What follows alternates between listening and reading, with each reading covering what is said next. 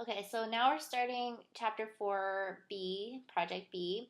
Um, it's called Beautiful Morning, Tea Room and Gardens. And so we're going to be learning a couple things in this lesson, like how to place images and how to make the ragged line on the left. Let's see, this is called a left aligned text. How to make the rag, which is the side that's not aligned, look a little better. There's an option for that. And then, what was the other thing? Oh, yes, using the coordinates again. So we're going to go over that in just a few. So first, I opened up the document that already has the text boxes in place of where the images will go. And next, what I'm going to do is show you guys how to place images. So there's a long way and a short way, as usual. So I'm going to show you the long way first. So I'm going to select one of the image text frames or image frames, and then go File, and it's Place. And then right next to it is the shortcut, Command or Control D.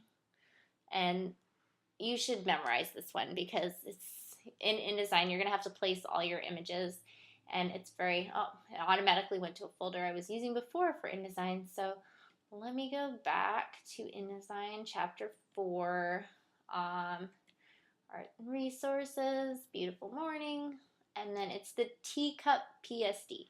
.psd means it's a Photoshop file, so it's a Photoshop image, and what that means is it's now placed into InDesign. And the difference between actually pasting or copying and pasting an image into InDesign and placing an image is that this file is now linked. It's still the Photoshop file, but it's linked to the InDesign file. And there is a difference.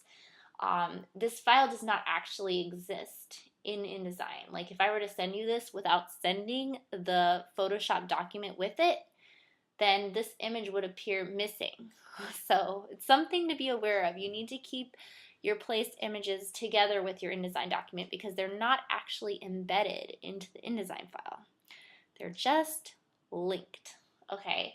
And there's a reason why you do this because when you have really hefty documents with lots and lots of pages and lots of images, it makes, if all the images were embedded in like a 200-page book, that file would be huge. And I don't know if you've tried to open up a huge file before, but it takes forever. It takes a lot of memory on your computer's part, and it might make your computer crash if your computer cannot handle it. So in InDesign, images are placed. So that way the InDesign file is actually quite small because every time it just references that image from Photoshop, but it doesn't actually carry all the information. So I'm going to go over that a little bit more in class because I think it's a little bit of an abstract concept, but if you've ever worked with websites and you know that images are linked to the page, they're not actually in the HTML, they're linked to the image, so sometimes images end up missing, and I don't know if you've ever come across that on the internet where an image is missing. It's because somehow the link got messed up. And there's a links panel here, and so now the teacup Photoshop file is actually in the links panel, and it tells you where it was linked from, and you can relink it again. Go to link, whoops, okay, no, that just goes to the image. Or you can relink, okay, relink. So then it tells you I have to go back and find it, my desktop. Let's see, InDesign. Anyway, you can relink it, but in this case I don't need to relink it. But I'm gonna place another teacup right here. The same teacup. It's the same file, it just knows that it needs to appear here and here. So it's actually not in the document twice. It's just linked again and again and again. And the beauty of that, like I was saying earlier, is that it keeps the file size small. It's not really there until you print. Then when you go to print, it goes to the file and then takes the information at that time. So I hope that makes sense. I'm going to go File, Place again to do the long way. Grab the teacup file. You just place it again and again. So it's a little bit of practice placing the same image. Control D or Command D is the shortcut. And then again, placed. Okay, so that's how you place an image. It's pretty easy. You just hit Control D or you go File, Place, and then search for where the image actually is. And then InDesign keeps track of that process in the links panel. So for example, if I were to move that teacup image out of the folder, then all of these would come up in error because it wouldn't know where to find them anymore. And then these teacups might not show up, or they'll be really pixelated. They won't be clear. So it's just something to be aware of when placing images and text as well, because you can place text, and we're going to get into that in just a minute. So now I went ahead and I added the glyphs 1, 2, and 3. I just followed the directions exactly as is in step 3. And step 4, centered them inside the text box and then align them centered in the text alignment options. And so those two things we've already gone over a lot. So anyway, and the glyphs obviously were from the glyphs panel in the specific font that was chosen for step 3. So yeah, you guys can do that part on your own, but what's new here is place the reference point in the upper. Okay, so we're gonna draw the text frame from here, and the question is where do we put it? We could eyeball it just like we were doing with some of the other projects, but if you want to have it exactly in the same place, they give you those directions. And if I zoom in right here, we can take a look at that. So right here it says place the reference point in the upper left corner of the proxy. Okay, remember how we're talking about the proxy, and then draw the frame with these coordinates. So x is 3.5 and y is 2.5. And then the width and height are in picas. So we just have to remember to enter picas, even though I'm using inches as my rulers. So regardless of whether you have inches or picas for rulers, you can still enter, but as long as you specify, like at the very end of the number, P or IN. So I'm going to go ahead and draw my text box. First, change my proxy, the reference point, to the top corner like it specifies, the upper left corner. And then, let's see, I'm going to draw. Okay, now there's a couple ways to do this. I could draw guides exactly to where that corner will start. Let's see, so I can try that. Width is gonna be, no, the x is gonna be 3.5. So 3.5 is right here. And then the y is gonna be 2.5. So 2.5 is right here. So I know that the top corner of my box will start there, and I also know that the width and height of my box. So what I'm going to do actually is just click on my screen. Whoops.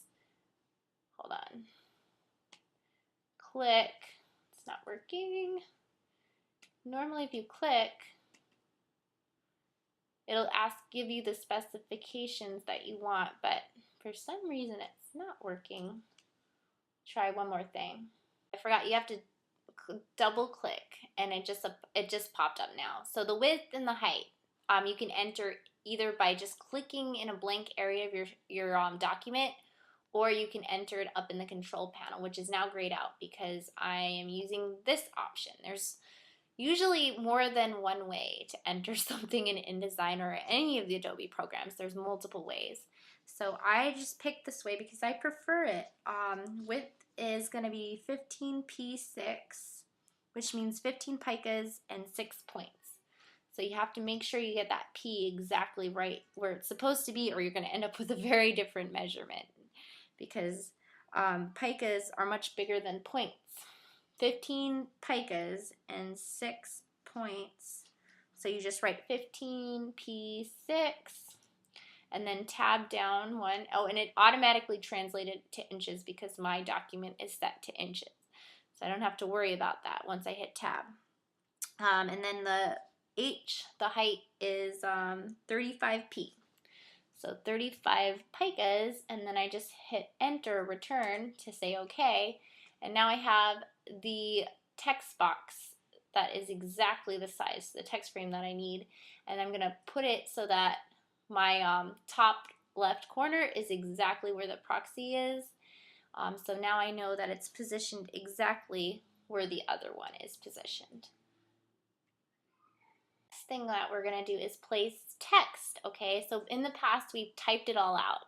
But for this project, thankfully, we don't have to type it all out. We can place it from another Word document. So if you use Microsoft Word for a lot of your documents, you can link it basically by placing it to the InDesign document. So let me show you again. File, place, or Controller Command D, and then it's the text, the document that says 04B text. You hit open, and there it is. Now, right now it's unformatted, but you do all the formatting in InDesign, so that doesn't matter. And I'm gonna go ahead and pause my video while I format, so you don't have to watch that part. Basically, it's, you know, it's all what we've learned already. So I'm gonna pause. Last thing, I went ahead and typed everything, and I wanted to make a note of a couple things. I really, after inputting the formatting that she specified from Terry Ryberg, I realized that I'm learning more and more when to use the paragraph spacing. So for example, right here, there is a certain, it's like 0.1875 inches of the space after spacing for each paragraph. And then here she wanted a little bit more space to separate the information from the copy. So she added some space before. But again, there's only one return. So by doing these projects with you guys, I'm learning more and more about when to use the inset spacing. I used to put another paragraph in there to get that extra return, to get that extra space, but now I see that that's not the proper way to do things. And so the last step here is to use something we haven't used before. It's under Windows. It's a panel that you probably don't have open. So I'm going to go show you where it is. Under Window, Type and Tables, there's something called Story. And I think it's called Story because it's affecting like the main story of the article here. And if you click Optical Margin Alignment, in fact, I'm going to apply it to the whole thing here, the whole column, optical alignment, margin alignment, it visually adjusts the spacing in the text so it looks a little better. And this is just like computer smartness, all these auto features. And in this case, it's kind of hard to tell. It seems very slight. However, let's see, if I go into preview mode, maybe it'll be more obvious. So Control Z is back in time, that's before, and then Control Shift Z goes forward. It is really hard to tell.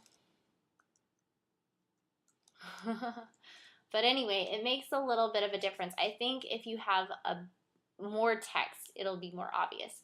But it's something to remember, and it was in Window, Type, and Tools, because anything that has to do with type, all those panels, and these are, again, the little the little panels are all on the side here.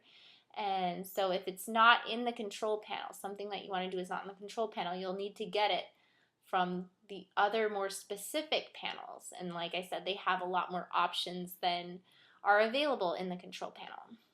And so Story is one of them, and it has to do with type, so it's under the type, under Windows, under Types and Tables. All right, so I think that's pretty much it for this project. Stop right here.